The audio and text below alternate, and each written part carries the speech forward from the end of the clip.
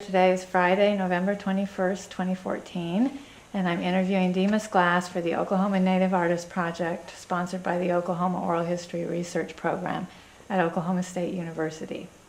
We're at the Glass Studio in Locust Grove, where Demas shares working space with his ceramic artist father, Bill Glass. Demas, since you started showing professionally, you've won a number of awards for your semi-abstract sculpture and mixed media pieces at Eiteljorg, Red Earth, Trail of Tears, among others. You've also collaborated with your father on a number of large public works projects, and you seem to be headed towards doing bigger and bigger sculptures at the moment. Thank you for taking the time to talk with me. Where were you born and where did you grow up? I was born in Tahlequah, Oklahoma. I grew up right here in Locust Grove, Oklahoma, and that's got a football game tonight, so I'm gonna root on Locust Grove High School tonight at state playoff football game. Good for you. I think your dad's creative influence will probably be a theme throughout the interview, but what about your influences from your mom? My mother's been the cornerstone of the studio here, and throughout, you know, I can't even, I owe her a lot of respect and credit because she has helped us. She's a good art patron and she's helped us make it. What was your relationship with your grandparents on either side of your family? Both sides. I was fortunate enough to have a good relationship with my grandparents on both sides, and my grandfather, he was an influence because he worked in metal. On your dad's side or your mom's? My grandfather, Bill Glass Sr., worked in BIA. He set up schools and things like that for welding instruction, and then as he got older, he became a metalsmith. So that's one of the really fond memories, and I inherited a lot of his tools, so that's something that helped me get started, and I had to learn somewhat what to do with them, but they were tools that I learned. And unfortunate thing is that I didn't get a chance to work with him, you know, in his studio. But at the same time, I was going through school. He had passed on, you know, whenever I was in the university studying. So. But you have memories of seeing him work. Yeah, absolutely. And then I got some of his pieces back and got to admire some of his pieces and actually dissect some of his pieces and try to fix some of his pieces, things like that. So, I mean, there was a large learning, technical learning parts because of his process. He was a good rigger. Grandpa Bill was a good rigger. My grandma Jean, she's a wonderful lady. She taught me a lot of things about character and my mom's mom and dad, their name's Cats, and they just were very supportive art patrons, and just there's been times that, you know, they really helped us through, and art patrons, you know, there's not enough art patrons, and they were definitely good art patrons. How about growing up around the language? Did you grow up around that at all? No, not as much as others. You know, my grandma and grandpa, I can remember them sitting down to relearn what they could relearn as they were older. But, you know, through grandpa going on his travels with the BIA, they might be in different states, and it just seemed like that's where it got lost right there for our family. So what are your earliest memories of seeing Native art? Oh, yeah, that's an interesting question for me, because I can remember many times going to the different art shows and seeing. My idea was to see as many images as I could see throughout the 2 hours or 3 hours. There was different openings and different things that Dad had to go into, and my plan was to see all of it. So, I got flooded with all kinds of inspirational arts ever since I was probably 4 or 5, and that's I credit that a lot. That upbringing was very special, and I don't know if many others in my shoes at this point, because I got to enjoy it. A lot of them were my friends, personal friends, older guys, my dad's age, were buddies and still are. So that's a very fond memory, and it's inspired me. I mean, just as much as me and my dad working right now, it's inspired me the same. What are your earliest memories of making art? Oh, I began making art pieces whenever I was probably 5 or 6. Ben Shoemaker he had lived just over there south of the property, and we were all hanging around, so I made a piece, my first one, and What was I think it? I dropped it, and then it kind of made it to where I squashed it down, put a little bit of a face on there, and then I think I even pinched a penis in there and just made it where it was a guy that was peeing. So I mean, that was the ongoing joke. Ben Shoemaker, he has that one in his collection. So So it was already three-dimensional stuff. yeah, it was just that was the going joke there, the artist joke for a while. I can remember that was a winter day where we was all just kind of cooped up, but that was the artist joke for a while. What kinds of art experiences did you have in primary school, elementary school? Just the typical art teacher and different contests. Just trying to. That's one thing. Dad always kept me kind of going, and that's something we could work on together a little bit. He'd give me a something he enjoyed. So we'd stay up late nights cramming for the art contest whenever they came up. One time it was a Statue of Liberty that I drew or something like that, and just various things. Sometimes didn't always win the prize, but that gave me a good taste of the artist life early on. One time it didn't come back from, I think I entered one Flagstaff, and that just disappeared. So that one didn't even make it back home. I don't know if I might have made some money on it because they paid it off, but I don't know if we could just send it in the mail. It was a nice piece. It was some turtles, I believe. So. But just them things happen. They probably didn't like no Cherokee guy coming up there and making a nice piece. Yeah, my other question was when you sold your first piece of art. So would it have been at one of the competitions? Yeah. Probably that very first one, whenever Ben Shoemaker bought it from me. I think he had to have that one. He thought it was such a good joke piece. So. But he's collected. He's probably got my best collection of art now too. So that's been nice. I was making some pewter vessels for the longest time, and he's got a good collection of probably 15, and they're nice. They're nice pieces to showcase like that. That's what I had planned. Just if somebody's going to collect one, then they're going to fill a cabinet up with these things, but he's the one that did, so that's always nice to go back and see them. How about your art experiences when you got to junior high? Oh, junior high, it was always just art teaching, typical art teaching at the school, and we had a good teacher. He had helped us along, many of us, mostly drawing though. He'd like to teach us drawing techniques. Mr. Sinclair, he was out of Talpole.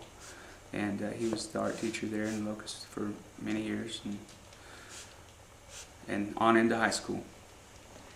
High school is sort of the same thing. Yeah, he was the same instructor, and a lot of continuity. Working here, though, I mean, he always knew my dad had. I had an art studio at home to work out in if I wanted to, and he always liked to put a little bit more pressure on me to do better pieces than a lot of the other guys. And two, if I had to, I'd come home and work on the clay here and bring him back a piece a little bit finer polished, a little bit more finished. That's my whole goal as an artist, is to finish the work. You know, I don't get to tell the work when it's finished. It tells me when the work's finished. In terms of, you mentioned traveling with your folks to art shows. What were some of your responsibilities at the art shows as you got older? Hand signals was one. You know, if I seen a hand go down kind of close to my whereabouts, that means be quiet. You know, I'm trying to make a sale here, and but general things, unloading the material. I mean, unloading the tables, unloading some of the fragile things. I got to learn how to handle pieces, and knew not to break, you know, fragile pieces, because I knew how much work went into them. But how early were you putting work in? I'd put work in anytime. I would always have something around, you know, just try to make a little bit of money, even if it was a beaded headdress, those little ones you used to hang on your mirrors. You know, I used to make those at the shows or whatever. You know, I'd do a little bit of something. Sometimes crafty stuff though. But if there was an art show involved too, I'd try to enter the art show that was with it.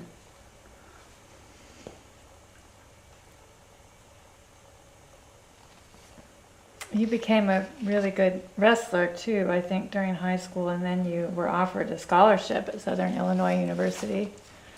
I wondered what were some of the reasons you decided to go there besides the scholarship? That's all just the journey that I've been led on, and you know, I picked that particular school because they're giving me. You know, I knew wrestling was such hard work. I felt like I should be compensated for it. So, you know, I wanted to work hard and earn something. So they gave me a good opportunity to go to that school. So I took it, and I didn't really realize that it would be so meant to be, because they had a cutting-edge art department. It was a School of Arts and Sciences, and the art department was fairly new. And at first I was not going there to be an artist. You know, I figured I would be education coach probably. And then I realized how much time I was spending in the art department whenever I didn't even have art classes. And I realized, hey, I could probably make some good grades in these classes. So I went ahead and became, you know, hang out in the art department because it was what I figured I was best at. So that's what all. It just led me that direction. What's the most useful class that you took there for your career? Metalsmithing was my favorite. I was doubled. I had a double major in metalsmithing and sculpture, and they were both. I took the fabrication end of both of them. You know, there was a couple of different processes. You know, you could carve and then you could cast. You know, you carve a wax and cast, or you could do some castings in the sculpture department. But what I did is fabricated. I figured it was a good way to. I like the strength of fabrication. You know, everything always comes out with a strong value. It seems strong to me, you know, and I like the simplicity of what fabrication meant. You know, I mean, you weren't going to really get into some really technical pieces. You can, you know, but I chose not to. I like the simplicity, and I just knew that it would relate well to some of the Southeast designs. You know, you don't have to have a whole lot of intricate things to create a modern, simple Southeast influence piece. You know, you can get a Southeast influence in fabrication real easy just because of the line quality. So that's where I kind of started seeing the simplicity and the relation to simplicity and primitive art. What were some influences that you absorbed there in terms of either maybe individual artists that you admired or movements? My teacher, Paulette Myers, was an incredible metalsmithing teacher. She knew many techniques. I worked in her studio some, just not necessarily to get pay, because she didn't pay me a whole lot, but just to hang out with her. She was a little lady, and boy, she was a great metalsmith, and she's known for her experimentation and reticulation. So there was some really technical things, and she always did a great job of getting outside artists in, bringing visiting artists. She was always bringing us new people to just feed our curiosity, you know, workshops all the time, and that was my main instructor, professor influence there, I would have to say, for sure. And reticulation is? That's a process where you use the torch to the torch moves the metal, and then you can kind of make almost like mountains in the metal, and it's interesting. It's like a tool. You use the torch as a tool, and there's certain amounts of prep that you have to do to the metal before you get there. But once you get it, and then once you get the right flame, you just move the metal in with the torch, and it builds all kinds of nice texture.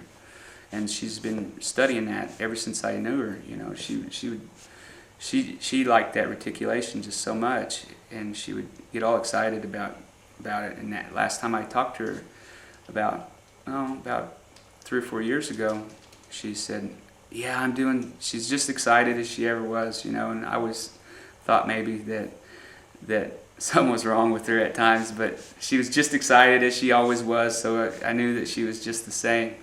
And she said, "I'm pretty sure that I'm doing something that nobody's ever done before." So I was like, "That's just right. I'm glad, you know," because it was always a passion, reticulation for sure, and fabrication. She was a great fabricator too.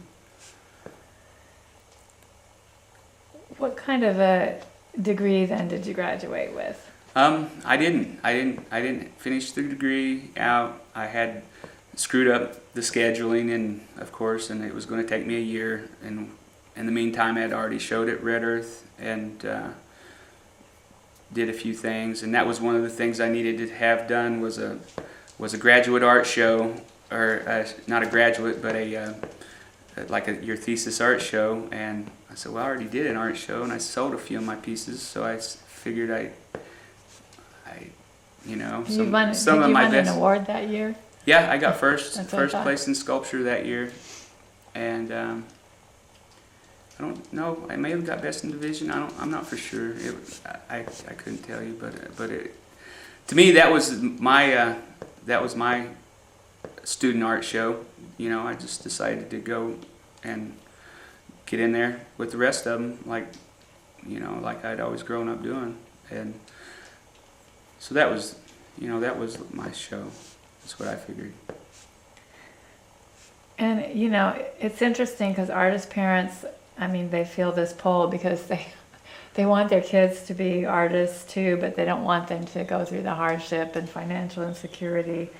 And I know your dad was hoping you'd always come back and join him at some point. How did your mom feel?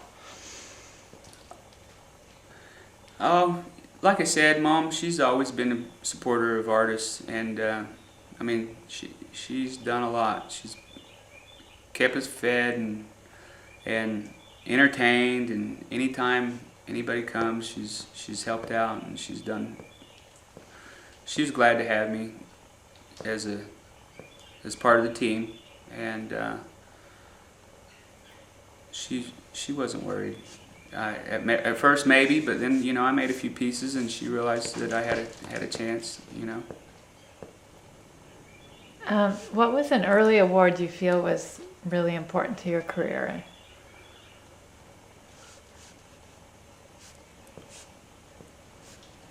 I guess the first place at Red Earth was a nice award. I mean, those were the pieces I brought from college. Those were all the pieces that I made in the studio that I collected from. I wish I had some of those pieces back.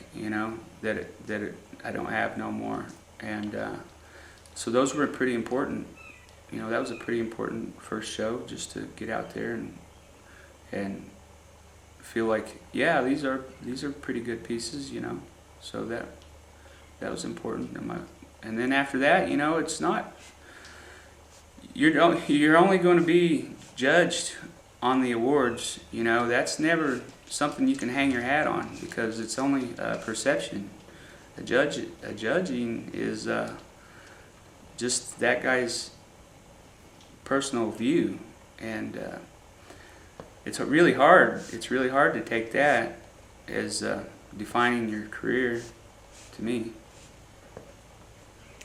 When you came back home, had the studio already been enlarged, or was that something that you undertook with your dad? No, that's been the goal. Once I went to school, it just worked. An idea worked out. I called my dad and I said, "Hey, I think I'm gonna get into the studio classes," and he said, "That's cool." He said, "What do you like?" And I said, I like metal. I like doing metal." And he said, "Well, that's great. We can collaborate. We can make metal pieces that have ceramics in them." And I said, "Hey, that's interesting." And I knew that I didn't have a lot of time to study, because I was on the wrestling team, and that took up a lot of time too. And the arts had they were like lab classes. They weren't like just a regular 3-hour class. If it was 3 hours, it had to be 6 hours. So, but that was the initial plan. I was going to go and get into fabrication, so then I could come back and help. So once I came back, we enlarged the facility because we needed a mixed media shop. It was no longer just a ceramics shop, it was for mixed media. So that's whenever we enlarged the facility in 2002, 2003, and then that's about the timeline on that. And from what I remember, you always have had this, you've always liked the really streamlined forms, the kind of abstracted forms. You've never been into figurative work very much. You found your style pretty early. Well, to me, it's the symmetry of the Southeast designs and and how they fit into fabrication and geometry. So it's fairly obvious to me. I'm limited on what I can do as a fabricator at this point. That's why it's another interesting to me, the whole study, because then I can go into more form. So I'm still going to reach those goals. Maybe I have to change a medium, a metal type. Maybe I go into aluminum investigation. Right now I'm investigating stainless. Before, I did a lot of research in pewter.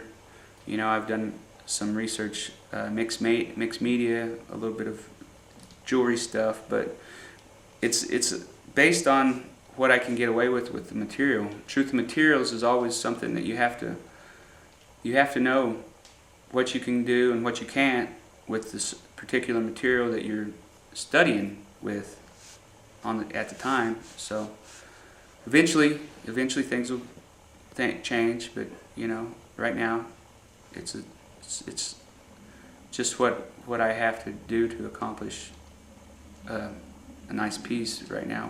What I feel like.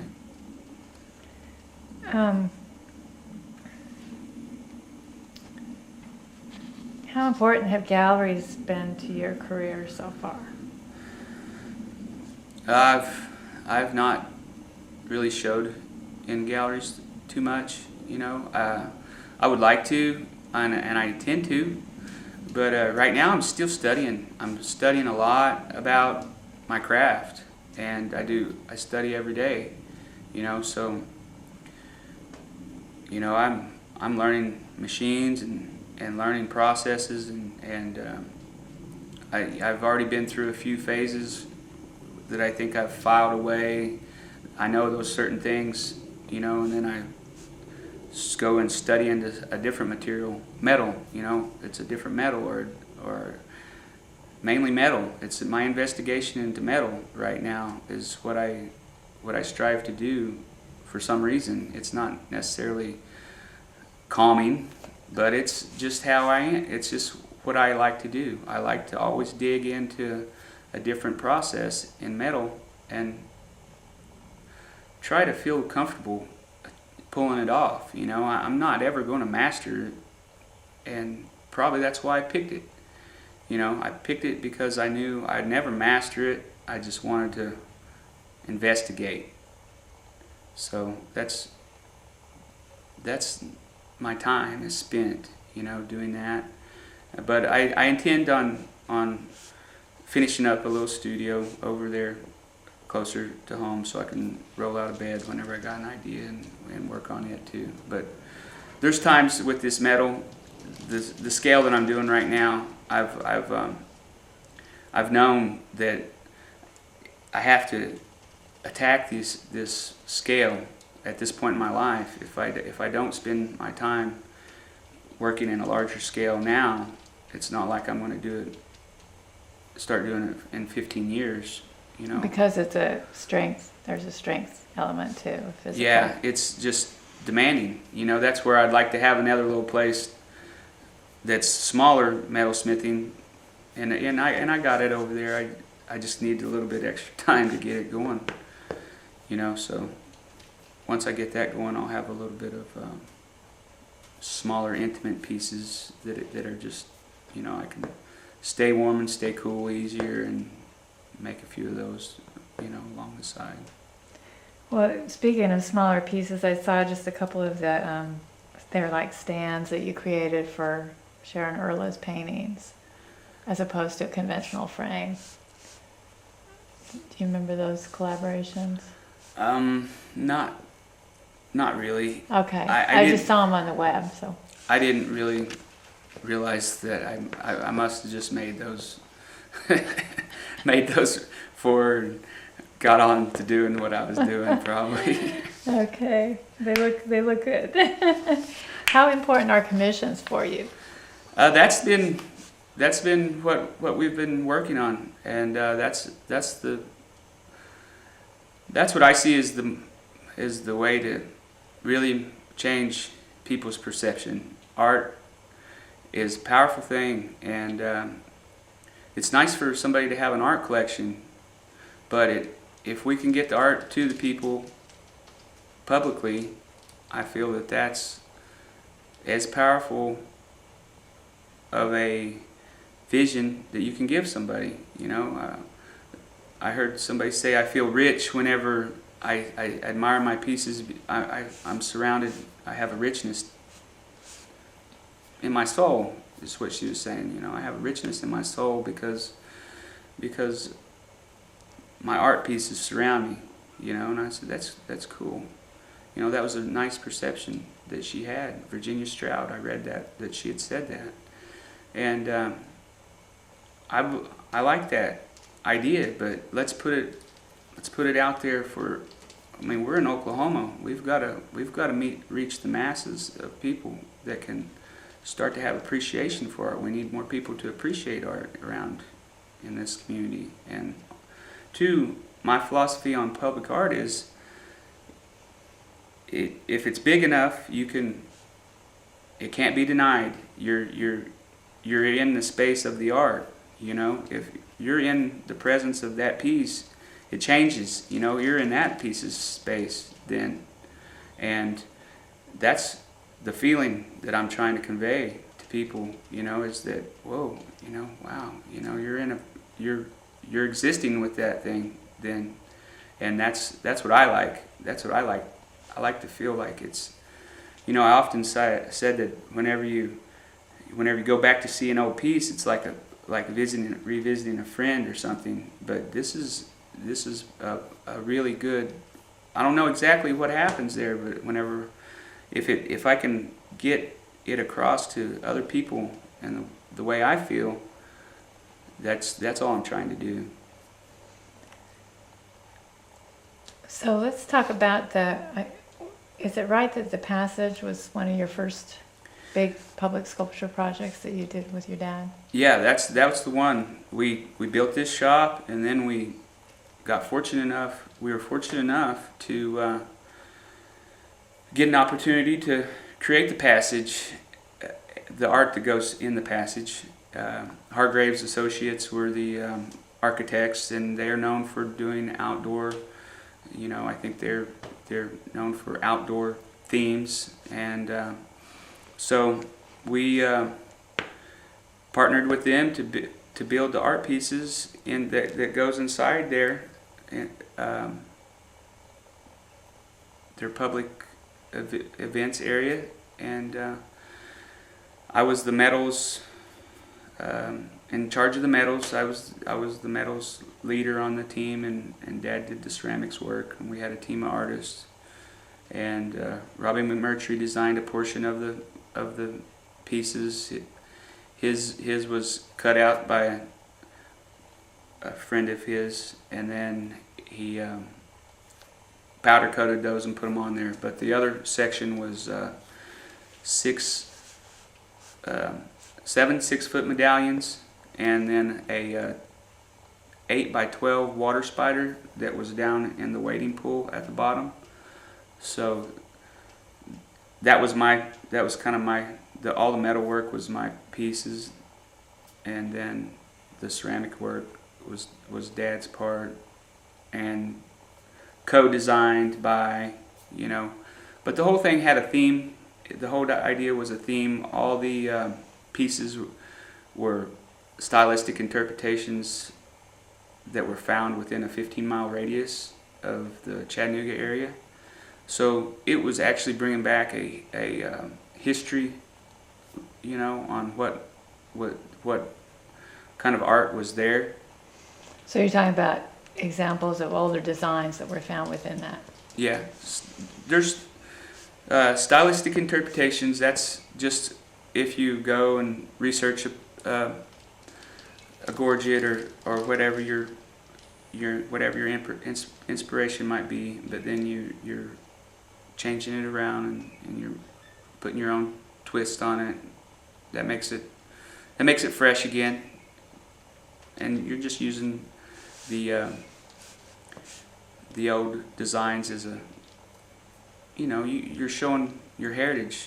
You know, you're putting some of your heritage into it, but then you're putting your own heritage. I mean, your own personal taste into it, and that's important. You know, to me, that's very important. You know, as long as you're influenced by something and not direct copying, it's a good study. It's a good practice. Sometimes I'll see just a very small segment of something I see out of a book or something, and I'll make a complete sculpture out of it, and it won't really have any reference directly. You know, I can only tell people what I did there. It might just be an eye area, or it might be a you know, it's just a kind of a fun little thing to do. You know, to me, it's just like, hey, I'm gonna do that, and it's gonna be non-subjective. A lot of people will think, but then it's really just might just be a little bitty portion of a design that I'd researched. What was it like to be there at the opening, or just to stand back and really see the whole thing? Well, that that's a nice collection of artwork, and I know it can be done now. You know, I know that those kind of things can happen, and I know that we can make it happen, and I really would like to see, you know, I would like a chance to do something like that again. You know, lots of times you have restriction on public art though too, you know, and you know, it'd be nice to say, all right, here's a space, let's let it rip, let's see what you guys can pull off. I want that challenge.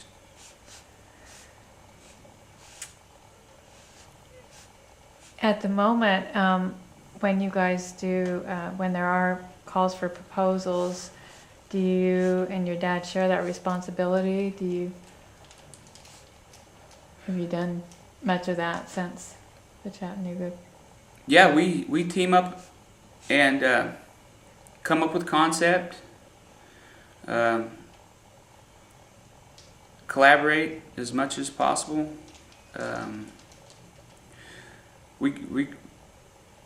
We're close enough we can sketch on each other's pieces. You know, if I see something in there, I can sketch on that.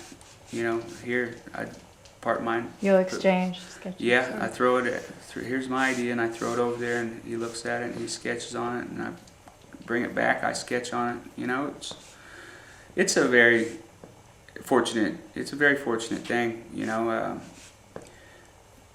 we can talk art and be buddies, art buddies. You know, so it's a good that we have a team. But you got to have. I mean, we don't have a secretary, which would be nice to have. But you know, so we can barely fill in the blanks on all that other stuff, and you know, so we get by. The two of us get by, but you know, my wife, she'll come in and help a little. Mom will come in and do what she can. So I mean, we really try to get by with what we got.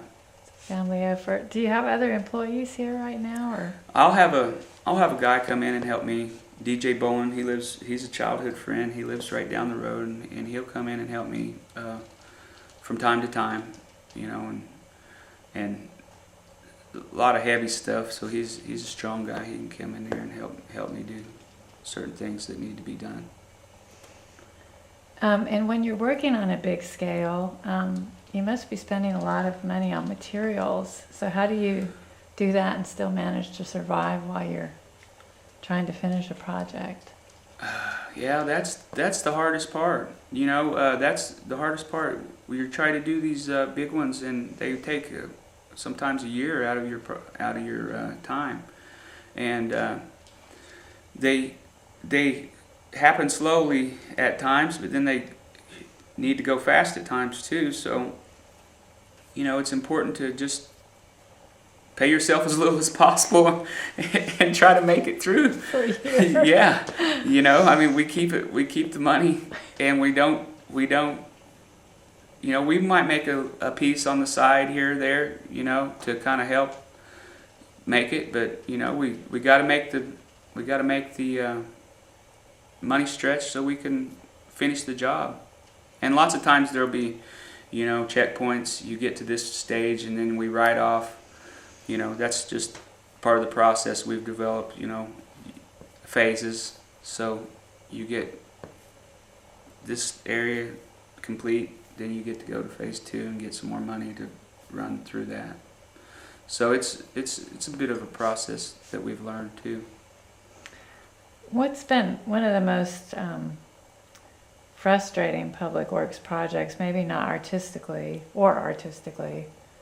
but either artistically or in terms of the logistics and the people you're, you know, working with? They're all frustrating at times. I mean, it's a grand scale. I mean, it's a large scale piece, and anytime you're doing something that's big, there's going to be frustrations, and you know, but the reward on all that is actually getting in with your hands dirty, and you know, that piece of art might fight you, but it don't really talk back to you. I can appreciate that, because you're still working with the piece, and it's not talking back to you. I mean, it might be stubborn, but it's not talking back, and that's one thing I know. I know that it might take time even, but you nurture it, you bring it along, and then once you know it's finished, you've got it. What's another maybe outstanding memory from a public art project that you have? The main one was we put together a team to create that Chattanooga job. We had at that time we had about 9 guys in here working, and that was a good one. That was a good one because it was getting on it, and that was our first one. So I mean, I know what this shop what we can do here at this shop. We can make it happen, but that all happened just perfect, you know. I mean, it's all just it was a blessing that everything's happened just the way it's happened, and even now, you know, everything's just happening. So I'm just going to continue to let it happen as much as I can. I'm not going to strangle anything right now, you know. I'm just going to let it happen, and some good things will come of it, I'm sure. And it wasn't hard to share your creative space? Was that a strange feeling at first to have people coming in when you're... No, it was intense. It was so intense that it was great. You know, I had a good staff. I was able to put together my staff. There was 3 of us in here, and there was off and on there was probably 5 or 6 in there working on, you know. But this was about all the space for 3 guys was good. But man, we worked together and we did some tough work on the metals end. Have you taught any sculpture workshops? No, I've never done workshops. You know, I've wanted to have an apprentice. You know, I think that's the best way. I think I could help anybody. You know, is a serious apprentice, and I'll always be open to having an apprentice as long as they want to be an artist whenever they're done. You know, and they can stay as long as they want. But I think that would be a really cool way to try to, because you know, you can do a workshop, but I can't tell nobody how to do anything in a week, not even a few hours in a week. You know, it's art's. You know, you got to respect art enough that you're going to be a lifer, pretty much. What's a project you're working on right now that you're especially excited about? I'm excited about getting these prayer feathers out. Stainless steel fabrication, about 8.5 feet tall, 8'4", I believe. You know, and to us it's a symbol of peace. It's a peace symbol, but we'd envision they would go out to the clinics and create just a nice feeling before people went into the clinics. You know, I mean, lots of times whenever you go to the clinic, you're kind of nervous, and that's where we're getting. You know, this is getting to be our concept. You know, our concepts are starting to be rich because they get to be in the public.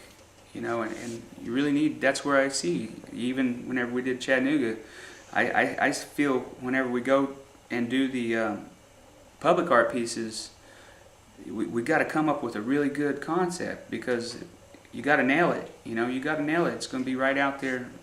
It's with everybody else.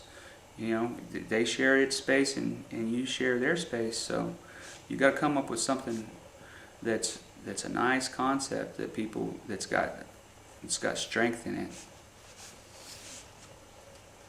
What honor or accomplishment do you consider the most significant in your career so far?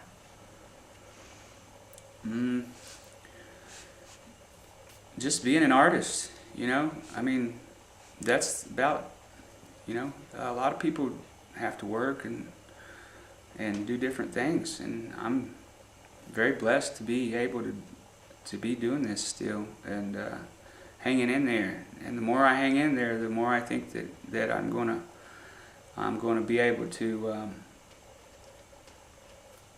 make it. But then I know again that artist career, you're still gonna have times whenever it's gonna be rough. So I can't, every day I hang in there, I'm learning more about art, and that's all I'm trying to do. I'm gonna eventually make some bigger and better things. That's my whole goal. I want to make things that are big to the point where you're just there. That's what I'm envisioning. You have a younger child. Is he showing any interest in art? Yeah, he's pretty talented, gifted. He's really smart, and he likes.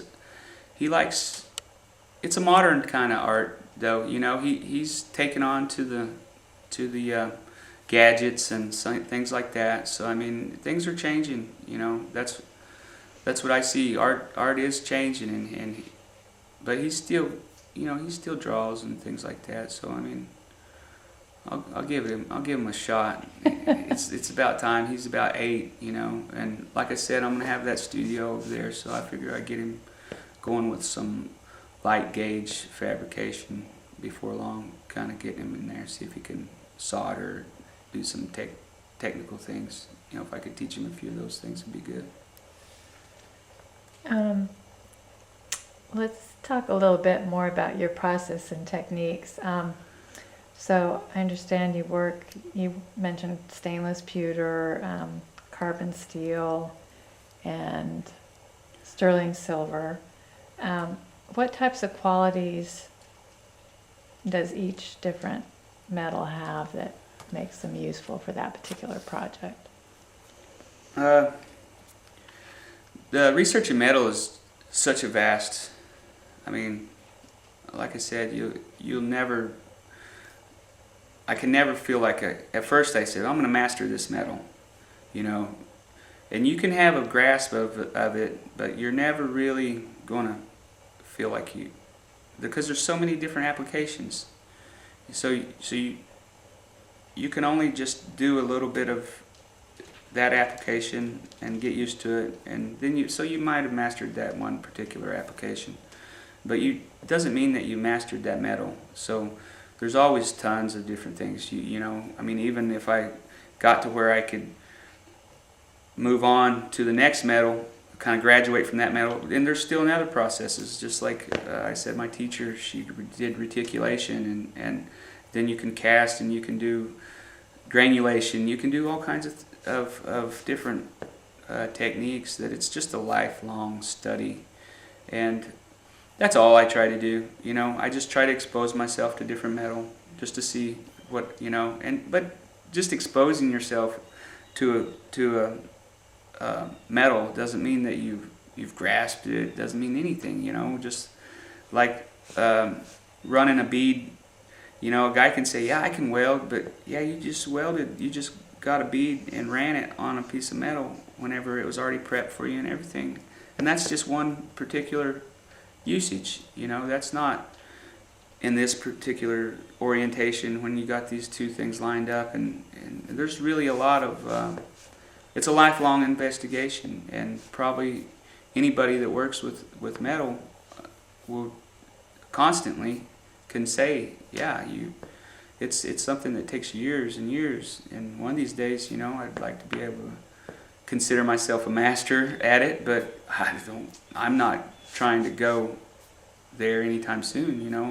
At first I did think that. At first, yeah, I'm going to master this material and I'm going to become, but it's not. It's just a constant, and you got to take I'm finding you got to take more of a diary about what you've learned. Then you gather your notes, and it really has to be hands-on. Mm-hmm. You gotta have that relationship and feel each metal. Each metal is different, Some may be used for jewelry instances. Some might be for longevity. That's why I like the stainless. It's going to hold up. These type of structures that I'm building, these stainless steel pieces, they're going to be here for a long time. In outdoor weather, they're going to Yeah. have their color, and they're going to Yeah, they're going to be here just like whenever I installed them, they're going to be there just like that for a long time. Well, and I was thinking of your pewter boxes too. I remember those because they're very striking, and hopefully we'll get a picture of them. But I'm wondering why you chose pewter for the boxes. Oh, that's just a nice material to investigate. I mean, it's got qualities that you can mold it a little bit easier.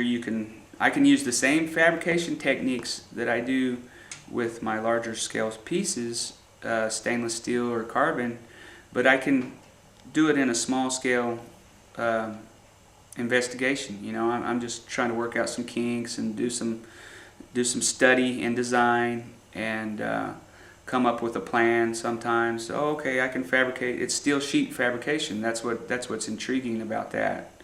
You know, that's my theme, I guess, so far. It's all just starts in a sheet, and I use geometry techniques, kind of, you know, not much, just a little compass and doing some things, you know, just kind of going with how I think it'll work, and trial and error, and coming up with. I mean, that's where I really feel like I become a you know, like I did go to further my education in university, but I'm still just a a guy that sees it for what it is, and just if it works, I try it, and if I don't know how to do it, I try it anyway, and I mess up. You know, that's how our people did. You know, that's what I feel like is a gift that's been given to me. You know, we experimented in different things. We had the luxury of having a stable community to where we could adorn the things that we had, and we learned how to do it with what we had. And that I'm doing the same thing. That's where it gets into being a contemporary versus traditional idea. You know, I'm just using the tools that are available and creating the things, you know, pushing it, you know. That's what I'm doing. I know that some of your early pieces you were combining sometimes stone or wood with metal or shell or glass. What was one of the favorite combinations that you worked with in that regard? Well, I like wood and any metal, and I really like ceramics in with the metal too. So the ceramics along with the stainless is nice because it's got a presence at nighttime that doesn't even take much light. I mean, any kind of light that floods into the area, it gives it a really nice. It shows up so nice at night. It's amazing to me how it dad's glazes that he has, and then the stainless steel combined with it. It's almost like the stainless helps to light. It just plays together well with low light. But I like the wood too. Wood with pewter is nice because it's got a real warm feeling, you know. And I like to bring out the idea of duality once you use something like a white metal, and then you use something real earthy like a wood. You know, if you can pull that off, it seems like it's a good combination because you know it's like an industrial in with the organic, and that's really interesting as a concept. And I remember seeing a few of your dad's pieces that were they were actually more streamlined and kind of semi-abstract, and I wondered if the influence went the other way sometimes. I don't know when the pieces were made, but they reminded me it was almost like what you were doing, and he was sort of picking up an element of that and getting a little more abstract. I don't know if... Well, he's always done some, you know. He's done many, you know. I mean, and it's a way to build too. I mean, you can slab build with ceramics, and people are, you know, that people pick up on. Artists got such a visual mind that you know, you pick up on things. That's one thing I was always I wanted to try to make my own, but you know, I'm not worried about that. I'm just worried about learning new things, and if I can keep building and getting things out there. I mean, it's too slow already. I'm not going to worry about who. It's or good to what. have those influences. It makes it more rich. Well, I'm influenced by a lot of things, you know. I mean, I'm not going to act like I'm not ever influenced by anybody. Are there any dangers in working with some of the metals, and how do you approach that? Yeah, absolutely. That's there's safety issues, and hopefully they don't make you sick before you learn. And it has. I've gotten metal poisoning. One summer I was down with metal poisoning quite a bit. I thought I was sick. I thought something was wrong, and finally I got off of working with the pewter. But now I realize it's just safeguarding. You know, you got to use gloves. You know, pewter's one of the worst though. I mean, those are just pieces. But once you finish the pieces, they're not. It's not. It's actual grinding it up and getting it down. But I haven't used pewter as much as I used to because of that reason. So you've mentioned a little bit that some of the research you do, you keep track of some of the research you've done and results in a book, and also that you get ideas sometimes from just looking at something. You'll take an element of that and end up using it in a piece of art in a totally different way. What other kinds of research do you do for pieces?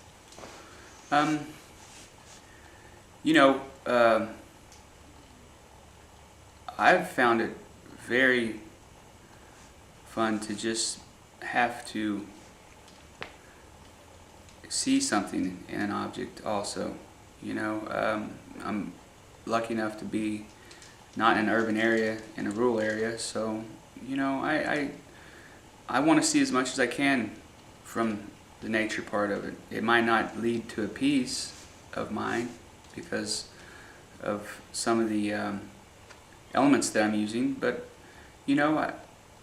I do like to sketch nature and do different things, but they're just sketches. I'm not a two-dimensional artist. I'm a sculptor, and they're just notes and doodles. So and what I do really find interesting is that I can start to combine the mediums. I can add a metal type element in with a organic type piece of material, and that's where I feel like if I can study the organic things, then I can. It doesn't happen very often, but whenever it does, man, it's really a nice outcome. Can you take us briefly through the process of creating one of your sculptures? And I'm wondering, we'll do a bit of filming too in terms of your, I forgot what you called it, the frame or the... Yeah, that's just a welding jig. Your welding jig. Well, I'll shoot it in a little bit, and then the prayer feather again on the videotape. But just in terms of if you were creating kind of a mid-sized sculpture, the process that you would go through. Say of stainless steel. Yeah, well, you start with a sketch, and sometimes I might use a computer animated to help design. My sketch, my vision, I can sketch it out, and then I'll have what my vision is going to end up to be, but then I gotta, a means to the end. Sometimes I have to get things trued up more than, so I get it to the point where I can send it over and have somebody cut it. So then they cut the pieces out, and I might bring them back here and fabricate them in my studio. That's one way. There's another way, to make patterns. You start out with something like a buck. It's called a buck, and then you make patterns of it. So you're building a model, and then you take patterns off that model and you enlarge them. That's another way you can do it. But then you can still have them cut the pieces out if you design that out. So there's ways, and that's part of the next things that I'm trying to learn too. And then whenever you add form into it, you're stretching the metal, you're shrinking the metal. That's my next main focus. Is I want to learn how to stretch and shrink and build contours and orbs and things like that, so then I can go into even more kind of, you've been saying abstract, but I just been seeing it as contemporary form, and but that's, if I can break the plane, that's where I'm gonna think I'm gonna end up. Just a few more machines. I gotta get a hammer to help me do some of the work, and it is an industrial art application. What I'm doing is industrial art application, and I just think I like it. I like the strength. Whenever it comes out, I like the strength of what it has. It's the strong. It's just strong. So that's what I'm after. So you've talked a little bit about your creative process, but from the time that you get an idea, are there any steps we've missed? Oh man, I think about it all the time. The technical portions of the from what I see in my mind to the finished product takes a long time with planning, and then I'll come to where there's roadblocks, and then I'll have to contemplate on what to do next, on how to get this little bitty problem fixed, or how to fix a problem a mistake that I made, so along the way you're learning the whole time, though. You're learning how you messed it up once, and then how you're going to fix it. So there's a lot of ways that you're growing, so there's a lot of times I go to bed scratching my head trying to figure out how I'm going to do this stuff, and then usually with a little bit of rest, you wake up and you kind of say, well, I might have this option, or I might have this option, and you go with, you pick the best one, you go for it. That's where I'm still at. I'm getting to the point where I'm getting to be confident with my choices, and because there's usually a good answer and a pretty close answer, so you got to still outweigh what's the right direction to go, and it's a lot of trial and error. Most everything I do. Like I said, I went to the institution side and figured out how to go be a student, but that didn't really prepare me for what I had to. I went lucky enough to go to a place that taught me the ground level, but for the most part, your investigation as an artist is a lot of self-taught. What's your creative routine? Do you work at night or in the morning? Do you listen to music? What's your routine? It doesn't matter. I'm fortunate enough that I can come over here and work whenever I think I can work a little more that day, and whatever,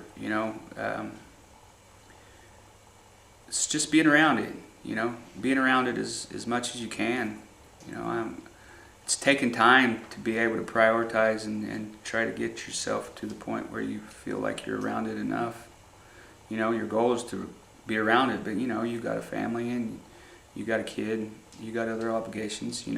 I need to fulfill those too. And I do appreciate my wife for being understanding, because there's times whenever I need to hang out, and my family. It takes a family that's going to help you and support you and understand your process, so you can keep those weird hours and do things unexpected.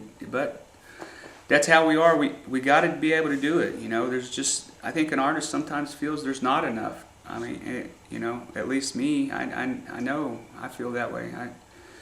There's not enough time for me to get it all done. I mean, it's just so hard. I mean, it takes a lot. So whatever it takes is kind of however is my goal. I mainly just want to get faster. At achieving the final product. Well, looking back on your career so far, what do you consider like a pivotal moment when you could have gone one way and you chose to go another? I don't really think there's been much of one. I'm pretty blessed that I've just been led on this path. I can honestly say I didn't really intend to do what I've done up to this point. So everything that's happened in my career has just been the way it's supposed to be. I've just been I'm getting better at understanding that that's my path. At first I kind of started trying to think that I was going to be my, it's like, you're young and you're going to do whatever you want to do. But really, I'm understanding now and embracing the fact that it's my journey, but I've been guided to do, this is my journey, but if I cooperate, it's going to be better than if I try to think that I'm going to really put myself in a certain position or take myself out of this I'm just going to go with the flow and continue to try to make things as much as possible and see where it leads me. How about one of the high points of your career so far?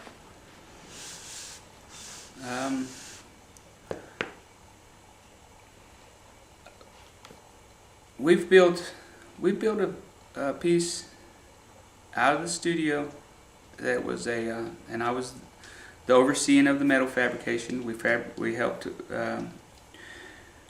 We contracted with a small fab shop in Kenwood, and we built a tower that was like 45 feet tall, and it was interesting. The process was interesting. It was they wanted something that was like a polygon, and so we put art panels on it, and it was a ceramic. No, they were powder coated steel art panels. So it was a whole process of just making things fit. We had to have it designed out to the T before we started the project, so that once we started laying these big pieces of metal on there, that they all worked. All the holes matched and everything. So that was quite a challenge. And whenever that thing was getting raised up by the crane, and we were setting it, that was pretty nice. But it's all the same. I mean, after that one was done, I was like, all right, now, it's like that fix is that was like a fix, and I was like, well, now what? As they were tightening up the bolts, and I was like, back to the drawing board to what I thought in my head, So I mean, that's just a small nice accomplishment. It feels like you accomplished something whenever something like that goes up. But then as soon as it's over, you're ready to do something else big. So those don't come along all the time. So, but I got a few that that I'll have planned out to the point where I'm ready if anybody ever was interested, I'm gonna make some more of those big ones because they're the funnest. A crane setting it up there, that's pretty cool. And that was at a casino. Remind us the location. At Ramona. At Ramona. I want to see that. What's been one of the low points in your career? Oh, there's no low points. I mean, you're very lucky to be an artist, and I feel like I'm very lucky. It's hard.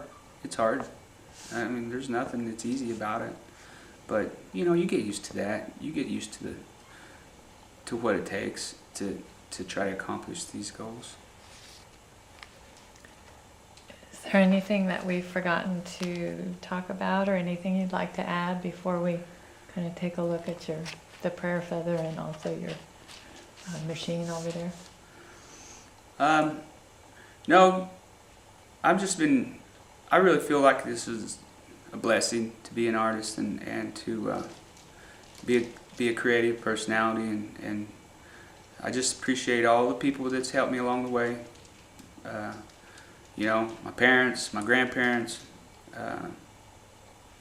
my wife, Pam, and thank the Creator for my family, and just keep.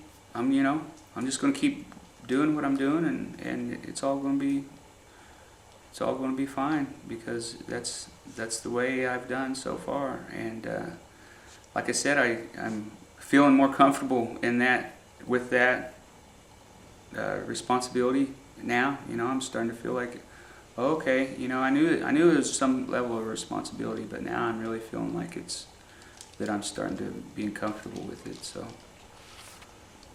Okay, so here we're having a look at your prayer feather piece, and I'll move up towards the base here in a little bit too and try to get a picture of that. But anything you'd like to add about this?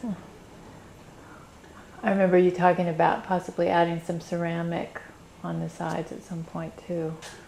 This piece is going to be like it is. Those are options in the future for different art pieces, but this piece is nearly complete. I got a little bit of polishing to do, but it's the strength. I feel that a lot of the pieces that I've been doing and have always done is just strength. It has the amount of strength. It just has that presence and strength. It's one, and right now I'm really enjoying the white metal because the whiteness to me symbolizes a purity. So that's nice. I'm always attracted to the white metals a little bit more because of their purity, and so it goes good for this one. It's to symbolize a prayer and to comfort people that pass by. So it's a fabricated stainless steel, welded and polished. Right. Looking at the designs on the base here for a minute too. And the measurements again, is it 15? No, it's 8 foot 3 inches, roughly 8'4". 8'4". Wow, it has a presence. It's even bigger than that. Well, thank you very much for your time today, Demas.